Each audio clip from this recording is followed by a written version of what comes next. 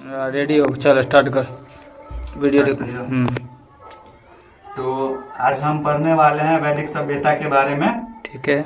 वैदिक काल जो है उसका विभाजन दो भागों में किया गया है। ऋग्वैदिक काल जो 1500 से 1000 ईसा पूर्व तक है, और दूसरा उत्तर वैदिक काल जो 1000 से 600 ईसा पूर्व में किया गया है। जो आर्य जो थे वो सर्वप्रथम पंजाब एवं अफगानिस्तान में बसे थे। वो मैक्स मूलर जो है आर्यों का मूल निवास स्थान मध्य एशिया को माना है। ठीक है। ठीक है। उसके बाद आर्यों द्वारा निर्मित सभ्यता जो है वैदिक सभ्यता कहलाई। यह एक ग्रामीण सभ्यता थी और आर्यों की भाषा जो थी वो संस्कृत थी। जो आर्य शब्द भाषा समूह को इंगित करता था। आर्य के प्रशासनिक इकाई अवरोही क्रम में इनको 5 भागों में बांटा गया है। जो पहला है कुल, दूसरा ग्राम, तीसरा विश्व और चौथा जन और 5वां राष्ट्र है। जो ग्राम के मुखिया थे वो ग्रामीणी और विश्व का प्रधान जो थे वो विश्वपति एवं जन के शासक राजन कहलाते थे। राज्य अधिकारियों में पुरोहित जो थे एवं सेनानी प्रमुख थे। पुरोहित एवं सेनानी प्रमुख थे। वशिष्ठ जो रूढ़िवादी एवं विश्वामित्र उदार पुरोहित थे। वशिष्ठ और रूढ़िवादी एवं विश्वामित्र उदार पुरोहित थे जो है। उसके बाद सूत, रथकार व कंपादी नामक अधिकारी रत्नी कहे जाते थे। सूत, रथकार व कंपादी नामक अधिकारी रत्नी कहे जाते थे। इनकी संख्या राजा सहित करीब 12 हुआ करती थी। किनकी संख्या? सूत्र, रथकार व कंपादी नामक अधिकारी रत्नी कहे जाते थे। और इनकी संख्या राजा सहित, मतलब सूत्र और रथकार जो थे उनके साथ राजा के साथ साथ उसकी संख्या जो थी 12 हुआ करती थी। अच्छा। पूरब, दुर्गपति एवं स्पर्श जनता की गतिविधियों को देखने वाले गुप्तचर होते थे। पूरब और जो स्पर्श थे वो जनता की गुप्त गतिविधियों को देखने वाले गुप्तचर होते थे। ठीक है। उसके बाद हो गया वाजपति। वाजपति क्या थे? वो गोचर भूमि का अधिकारी होता था। वाजपति गोचर भूमि का अधिकारी होता था। और उग्र जो है अपराधियों को पकड़ने का कार्य करता था। उग्र अपराधियों को पकड़ने का कार्य करते थे। उसके बाद ऋग्वेद में किसी तरह के न्यायाधिकारी का उल्लेख नहीं है। ठीक है। ऋग्वेद में किसी भी तरह के न्यायाधिकारी मतलब न्याय से संबंधित कोई उल्लेख नहीं है उसका। सभापति एवं समिति राजा को सलाह देने वाली संस्था थी। सभा एवं समिति जो है राजा को सलाह देने वाली संस्था थी। ठीक है। सभा श्रेष्ठ एवं सम्भ्रांत लोगों की संस्था थी, जबकि समिति सामान्य जनता का प्रतिनिधित्व करती थी। इसका अध्यक्ष ईशान कहा जाता था। स्त्रियां सभी एक एवं समितियों में भाग ले सकती थी। स्त्रियां जो थी सभा एवं समितियों में भाग ले सकती थी। इम्पोर्टेंट है। युद्ध में जो है कबीले का नेतृत्व राजा करता था। ठीक है। युद्ध में कबीले का नेतृत्व राजा करता था। युद्ध के लिए गविष्टि शब्द का प्रयोग किया गया है। युद्ध में गविष्टि का प्रयोग किया गया है, जिसका अर्थ है गायों की खोज। मतलब हमारे जो गाय माता है उसकी खोज के लिए मतलब गविष्टि का प्रयोग किया। हाँ। दशरायग युद्ध जो है उसका उल्लेख जो है 7वें मंडल, जो ऋग्वेद के 7वें मंडल जो है उसमें किया गया है। दशरायग युद्ध के बारे में ऋग्वेद के 7वें मंडल में। हाँ, ऋग्वेद के 7वें मंडल में। और भी परोसनी नदी जो रावी नदी मतलब परोसनी नदी जो है रावी नदी को कहा जाता है। जो परोसनी नदी जो है उसका प्राचीन नाम है रावी नदी का। उसके तट पर हुआ था। जो सुदास जो और 10 मतलब सेनानी थे, 10 जनों के बीच हुआ था दशरायग युद्ध। ठीक है। उसके बाद हो गया ऋग्वैदिक समाज में जो है 4 वर्णों में विभक्त था। ब्राह्मण हो गया, इसके बाद क्षत्रिय, वैश्य और शूद्र। 4 वर्गों में बांटा गया था ऋग्वैदिक समाज को। उसके बाद ऋग्वेद के 10वें मंडल में जो है पुरुष सूक्त के बारे में चर्चा मिलता है। ठीक है। उसके बाद यहाँ पे नोट में है उपनिषदों की कुल संख्या जो आप लोगों को पता ही होगा 108, जिसमें से 13 महत्वपूर्ण उपनिषद है। ठीक है। और महापुराणों की संख्या भी 18 है, जिसमें से 5 महापुराण जो है उपयोगी है। उसके बाद वेदांगों की कुल संख्या 6 है, ये भी आपको पता ही होगा। ठीक। उसके बाद नेक्स्ट पेज में इसमें कहा गया है कि ब्राह्मण जो है परम पुरुष मुख से, ब्राह्मण जो है परम पुरुष मुख से, और क्षत्रिय जो है उनकी भुजाओं से, ठीक है, और वैश्य उनकी जंघा से, उसके बाद जो है शूद्र उनके पैरों के चलन मतलब पैरों से उत्पन्न हुए हैं। एक बार इसको फिर से रिपीट कर दिया जाए क्योंकि हाँ बता दे रहे हैं एक बार। जो ये जो है ब्राह्मण जो है ऋग्वेद में जो 7वें मंडल में जो है 4 वर्णों में बांटा गया है, पहली बात, ठीक है। उसमें बताया गया है कि जो ब्रह्मा थे, ब्रह्मा जो सृष्टि के रचयिता जो है, उसके ब्राह्मण मतलब ब्राह्मण जो है परम पुरुष मुख से, यानी कि ब्रह्मा के मुख से ब्राह्मण शब्द निकला, ठीक है, ऐसा कहा गया। हाँ, ठीक। और ब्रह्मा के ये भुजाओं से क्षत्रिय का निर्माण हुआ है, ठीक है। उनकी उसके बाद उनकी वैश्य जो है उनकी जांघों से उत्पन्न हुआ है। वैश्या की चर्चा होगी तो जांग से संबंधित, ठीक है। और शूद्र जो है उनके पैरों से हुआ। शूद्र की चर्चा है पैर से, यानी पैर का संबंध, अगर शूद्र की बात हो तो पैर से संबंध होगा। बिल्कुल ठीक है। उसके बाद आर्यों का समाज जो था वो पितृ प्रधान था, मतलब पिता के, हाँ, पिता के अनुसार जो था उसका घर का मुखिया जो था वो पिता ही होता था। चलो, किसमें आर्यों का जो समाज था, ठीक है। उसके बाद समाज की सबसे छोटी इकाई जो है परिवार थी।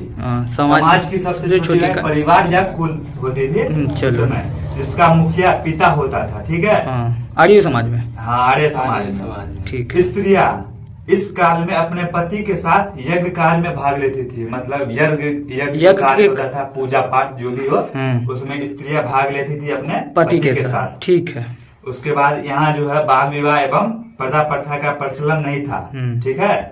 बाल मतलब जो बचपन में जो विवाह होता था और पर्दा जो मुख ढकने का ही था, उसका प्रचलन नहीं था इसमें आर्य समाज में। उसके बाद है विधवा अपने मृतक पति के छोटे भाई देवर जो होते हैं उससे विवाह कर सकती थी, ठीक है। आर्य समाज की चर्चा, आर्य समाज में विधवा जो है अपने मृतक मतलब अपने हस्बैंड जो है पति, इसका मतलब हस्बैंड अगर मर जाए तो उसके भाई से यानी देवर से विवाह कर सकती थी, ठीक है। उसके बाद स्त्रियां शिक्षा ग्रहण करती थी, मतलब शिक्षा प्राप्त करती थी।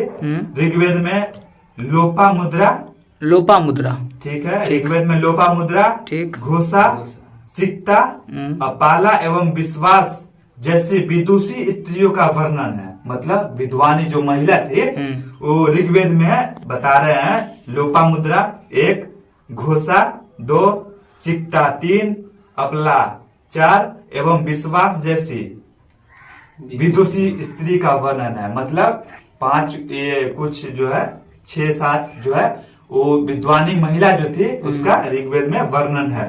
चलो, उसके बाद जो गार्गी बहुत ये मतलब ये थे प्रचलित थे उस समय ऋग्वेद के काल में, जो याज्ञवल्क्य को वाद और विवाद में चुनौती दी थी। वाद विवाद में, हाँ, गार्गी जो है याज्ञवल्क्य को वाद विवाद में चुनौती दी थी, ठीक है, ठीक है। उसके बाद वहाँ आर्य समाज के जीवन यापन जो है उसके लिए वेदांत पढ़ने वाला जो है अध्यापक वो उपाध्याय कहलाता था। आर्य समाज के लोग में जो थे वेदांत पढ़ने वाले को उपाध्याय, जो वेदांत पढ़ते थे आर्य समाज में उसको उपाध्याय कहते थे, हाँ, ठीक है, ठीक है। आर्यों का मुख्य पेय पदार्थ मतलब पीने वाला पदार्थ, हाँ, जो सबसे ज्यादा पिए जाते थे, पीने वाला पदार्थ उसका वो सोमरस था, सोमरस, हाँ, सोमरस। यह वनस्पति से बनाया जाता था, ठीक है। सोमरस जो है वनस्पति से बनाया जाता था, वनस्पति से नहीं, हाँ। चलिए, आर्य मुख्यतः 3 प्रकार के वस्त्रों का उपयोग करते थे। कितने प्रकार के? आर्य जो है मुख्यतः 3 प्रकार के, 3 जो है 3 प्रकार के मुख्यतः 3 प्रकार के वस्त्रों का उपयोग करते थे। पहला जो है वास, दूसरा अधिवास और तीसरा जो है उष्णीस, ठीक है। जो मतलब अंदर पहनने वाले कपड़े जो थे वो उसको नीवी कहा जाता था। नीवी, हाँ, नीवी, अंदर पहनने वाले कपड़े को नीवी कहा जाता था, जिसमें जिसको हम लोग अंडरवियर बोलते हैं, अंडरवियर या गंजी जंगिया जो भी हो, उसको वहाँ पे नीवी कहा जाता था। बहुत सुंदर बात। उसके बाद जो है महर्षि जो थे कनाद, वो उसको भारतीय परमाणुवाद का जनक कहा गया। जो परमाणु अगर पूछे कि भारत में परमाणुवाद का जनक किसे कहा गया है, तो हमारे एकदम पूर्वज जो थे महर्षि कनाद, हाँ महर्षि कनाद को भारत का परमाणुवाद का जनक कहा गया। कनाद को ही तो क्या कहते हैं, पांच तत्व के बारे में, यही पंचतत्व के बारे में ही बताए थे। ठीक है, ये भी बात सही है। उसके बाद जो है आर्य के मनोरंजन के मुख्य साधन जो है संगीत, रथ दौड़ और घोड़ा दौड़ थे। ठीक है, एवं ध्रुत क्रीड़ा, मतलब गोल गोल में घूम घूम के, मतलब ध्रुत क्रीड़ा उसी को कहते हैं। चलो, उसके बाद आर्यों का मुख्य व्यवसाय जो है पशुपालन, एवं उसका खेती बाड़ी कृषि थे, ये सब था। ठीक है, उसके बाद आर्यों ने गाय को अधन्य कहा है, जो न मारे जाने योग्य पशु की श्रेणी में रखा गया। गाय को जो है अधन्य कहा गया है, जिसको न मारे जाने योग्य पशु के इसमें रखा गया। ठीक है, श्रेणी में रखा गया है। उसके बाद गाय की हत्या करने वालों को, उसे या घायल करने वालों के वेदों में मृत्युदंड अथवा देश से निष्कासित किया जाता है। अच्छा, यानी या तो मृत्यु दिया जाता था या उस देश से बाहर कर दिया था। हाँ, वेदों में इसकी चर्चा है। ठीक है, ठीक है। उसके बाद आर्यों का प्रिय पशु जो है घोड़ा होता था। आर्य समाज का, हाँ आर्य समाज का जो है प्रिय पशु घोड़ा। उसके बाद सर्वाधिक प्रिय जो देवता है इंद्र कहलाते थे। यानी देवता में इंद्र, पशु में घोड़ा, देवता में इंद्र। और आर्यों द्वारा खोजी गई जो धातु थी वो लोहा थी। यानी आर्यों में सबसे प्रथम धातु जो खोजा गया वो लोहा। उससे पहले लोहा का ज्ञान नहीं था। ठीक है, आर्यों के आने के बाद ही लोहा का पता चलता है। ठीक है, जिसे श्याम अयस्क कहा जाता है। लोहा को जो है श्याम अयस्क कहा जाता है। ठीक है, और तांबा जो है उसको लोहित अयस्क कहा जाता है। ठीक है, तांबा को लोहित अयस्क और लोहा को श्याम अयस्क। ठीक है, उसके बाद है नोट में है भारतीयों को लोहे का ज्ञान जो है 8वीं ईसा पूर्व, मतलब जो है 8वीं सदी जो है 8वीं ईसा पूर्व उसमें प्राप्त होता है लोहे का ज्ञान 8वीं ईसा पूर्व में। उसके बाद व्यापार जो है, व्यापार हेतु दूर दूर तक जाने वाले व्यक्ति को पनी कहते थे। पनी, हाँ, मतलब जो देश से बाहर व्यापार करने के लिए देश से बाहर जाते थे उसको पनी कहा जाता है। ये इसमें आर्य में व्यापारियों को पहले पनी कहा जाता था। हाँ, ठीक है। उसके बाद लेन देन में वस्तु विनिमय की प्रणाली होती थी। वस्तु विनिमय मतलब एक वस्तु दो, दूसरा वस्तु लो, दूसरा वस्तु दीजिए। हाँ, आदान प्रदान। उस समय जो है ऋण जो देता था, मतलब जो ब्याज सूदी पे लगाता था, उसको वेकनोट कहा जाता था। वेकनोट, हाँ वेकनोट, जो सूदखोर होता था। फिर से इस बात को बोल दीजिए। ऋण देकर जो ब्याज लेने वाला होता था, ब्याज देने वाला, उसको सूदखोर या वेकनोट कहते थे उस समय आर्य समाज में। ठीक है, उसके बाद मनुष्य एवं देवता के बीच मध्यस्थ, मतलब मनुष्य और देवता के बीच में जो थे उसको उसके निभाने वाले देवता को जो है अग्नि की पूजा की जाती थी। ठीक है, मनुष्य एवं देवता के बीच जो मध्यस्थ की भूमिका निभाते थे वो अग्नि होते थे, अग्नि देवता जो है। ठीक, उसके बाद ऋग्वेदिक में उल्लेखित नदियां जो है सबसे पवित्र मानी गई है। कौन सा? सरस्वती है, हो गई है सबसे पवित्र। ऋग्वेद में सबसे पवित्र नदी जो है सरस्वती हो गई है। उसके बाद ऋग्वेद में गंगा का शब्द एक बार ही प्रस्तुत किया गया। ठीक है, ऋग्वेद में गंगा शब्द का प्रयोग सिर्फ एक बार हुआ ऋग्वेद में। उसके बाद यमुना का उल्लेख, यमुना नदी जो है हमारे 3 नदी का, मतलब 3 नदी का उल्लेख 3 बार किया। ठीक है, यमुना नदी का उल्लेख जो है 3 बार किया गया है ऋग्वेद में। उसके बाद सबसे ज्यादा बार जो है, मतलब जिस नदी का उल्लेख किया गया है वो सिंधु है। सिंधु नदी का प्रत्येक बार मतलब ये इसका किया गया, उल्लेख किया गया सर्वाधिक बार। यानी इस आर्य समाज में सबसे प्रथम, सबसे प्रचलित हो गई होगी सरस्वती नदी। उसके बाद गंगा नदी एक ही बार प्रयोग हुआ। उसके बाद 3 बार जो है यमुना नदी का प्रयोग। उसके बाद 3 बार हुआ यमुना नदी। सबसे ज्यादा प्रचलित है बार हुआ सिंधु नदी। ठीक है, बिल्कुल सही। उसके बाद हो गया उत्तर वैदिक काल। प्रागैतिहासिक काल खत्म हो गया, जिसको ऋग्वैदिक काल खत्म हो गया। और उत्तर वैदिक काल में जो है, उत्तर वैदिक काल में इंद्र के स्थान पर जो है प्रजापति सर्वाधिक प्रिय देवता थे। मतलब देखिए ऋग्वेद में इंद्र हो गए सर्वाधिक देवता, प्रिय देवता। उसके बाद हो गया ये उत्तर वैदिक काल में प्रजापति। इंद्र को ही समझिए एक तरह से प्रजापति कहा जाता है, लेकिन ऋग्वेद में इंद्र को माना जाता है सब सर्वाधिक प्रिय देवता, और उत्तर वैदिक काल में प्रजापति को माना जाता है। ठीक है, बिल्कुल। हाँ, हो गए।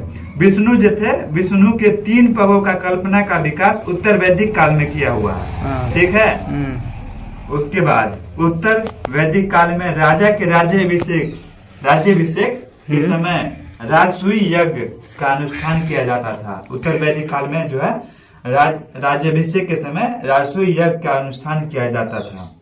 उसके बाद उत्तर वैदिक काल में वन व्यवसाय की बजाय जन्म के आधार पर निर्धारित होने लगे। मतलब जो है क्या इसको बोले, उत्तर वैदिक काल में जो है मतलब जो काम होता था उसका व्यवसाय जो था वो मतलब कर्म के अनुसार से नहीं, वो जन्म के अनुसार से होता था। अच्छा, कर्म के अनुसार से नहीं, जन्म के अनुसार से। हम लोग अभी कहते हैं कर्म करो तो भी फल मिलेगा। हाँ, मतलब कर्म के हिसाब से अगर आप मतलब आप निम्न जाति के भी हैं, अगर आप पंडित का कार्य कर रहे हैं तो आप पंडित कहलाएंगे, लेकिन पहले नहीं था। हाँ, पहले उस समय आप जैसे छोटी जाति के हैं तो आप छोटे ही काम करेंगे, जिस प्रकार विभक्त था उस समय। ठीक है, जो कि पहले गलत था। हाँ, जो पहले गलत था। अब जो है ऋग्वैदिक काल में जो है नदी जो है उसका आधुनिक नाम और प्राचीन नाम इसमें बता रहे हैं आपको। जो प्राचीन नाम जो है कुब्र जो है प्राचीन नाम है, उसको कुर्रम अभी आधुनिक नाम कहा गया है। कुब्र को कुर्रम। हाँ, कुर्रम। ठीक है। कुब्र नदी जो है उसको कुर्रम नदी अभी फिलहाल में कहा जा रहा है। ठीक है। उसके बाद जो प्राचीन नदी है कुभा या कुंभा जो भी हो, उसको काबुल कहा गया है अभी आधुनिक में। ठीक है। ठीक है। वितिस्ता जो है प्राचीन नाम है झेलम नदी का। झेलम नदी का प्राचीन नाम वितिस्ता है। ठीक है। उसके बाद चिनाब नदी का प्राचीन नाम अस्किनी है। अस्कनी। हाँ, अस्किनी। चिनाब नदी का अस्किनी और रावी का परुष्णी। ठीक है। ठीक है। प्राचीन नाम रावी का परुष्णी। उसके बाद सतलज का सतुद्री प्राचीन नाम है। ठीक। उसके बाद व्यास का विपाशा हो गया प्राचीन नाम। उसके बाद गंडक जो है गंडक का सादानीरा हो गया प्राचीन नाम। उसके बाद घग्गर हो गई। उसके बाद घग्गर का दृढ़ सद्धति। ठीक, घग्गर का दृढ़ सद्धति। उसके बाद गोमल जो है वो आधुनिक नदी का नाम है, उसको गोमती कहा जाता है प्राचीन नाम। प्राचीन नाम जो है गोमती और आधुनिक नाम गोमल। उसके बाद स्वात जो नदी है आधुनिक नाम, उसका सुवस्तु प्राचीन नाम था। ठीक है। उसके बाद ऋग्वैदिक काल में जो देवता थे, जो प्रमुख देवता थे, उसका जो है सबसे पहले देवता है और उसके मतलब वीडियो कर ऋग्वैदिक कालीन के देवता जो है वो प्रमुख जो देवता थे उसके बारे में अब बताया जा रहा है। जो प्रमुख देवता थे उसमें से एक इंद्र भी थे, जो युद्ध का नेता एवं वर्षा का देवता कहलाते थे। इंद्र जो थे युद्ध का नेता एवं वर्षा का देवता कहलाते थे। अभी भी वर्षा का देवता इंद्र भगवान को ही कहा जाता है, को ही माना गया है। उसके बाद दूसरा नंबर पर अग्नि है, अग्नि देवता, जो देवता एवं मनुष्य के बीच मध्यस्थ करते थे। ठीक है। ठीक है। मतलब देवता और मनुष्य के बीच जो थे बीच का संबंध। हाँ, अग्नि से मतलब अग्नि है जो देवता का जो मनुष्य का जो है बात को पहुंचाया जाता था देवता के पास, और देवता का जो बात जो पहुंचाया जाता था मनुष्य के पास वो अग्नि के माध्यम से, अग्नि के द्वारा ही किया जाता था। ठीक है। बिल्कुल। उसके बाद जो है वरुण जो देवता थे वो पृथ्वी एवं सूर्य के निर्माता। ठीक है। पृथ्वी एवं सूर्य के निर्माता जो है वरुण। उसके बाद समुद्र का भी देवता। ठीक। विश्व के नियामक एवं शासक भी वरुण को ही माना जाता है, और सत्य का प्रतीक भी वरुण का ही माना जाता है। उसके बाद ऋतु जो परिवर्तन होता है और उसमें जो दिन रात होते हैं उसको वरुण को ही माना गया है। ठीक है। वरुण के बारे में एक बार फिर से सुनिए, फिर से बोलिए। पृथ्वी एवं सूर्य का निर्माता, समुद्र का देवता, विश्व के नियामक एवं शासक, सत्य का प्रतीक, ऋतु परिवर्तन जो होता है दिन रात, वो वरुण को ही माना गया। ठीक है। चलिए गेट खोल दीजिए, अच्छा रोशनी नहीं आ रहा। अच्छा एक मिनट खोल रहे हैं। ठीक है, और खोल दीजिए, पूरा खोल दीजिए, थोड़ा सा। हाँ, अब ठीक दिख रहा है। उसके बाद जो है धौ नामक एक देवता है, ठीक है।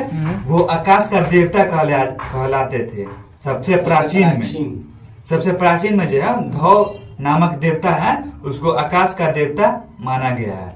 उसके बाद हो गया जो सर्वाधिक प्रिय देवता जो है सोम, वो वनस्पति का देवता है। ऋग्वेदिक काल में जो है सोम, इंद्र और अग्नि वो सर्वाधिक प्रिय देवता ही माने गए हैं, ठीक है। ठीक। सोम जो है वनस्पति का देवता है। उसके बाद सोम के बाद हो गया उषा, जो प्रगति एवं उत्थान का देवता है। उषा जो है प्रगति एवं उत्थान का देवता है।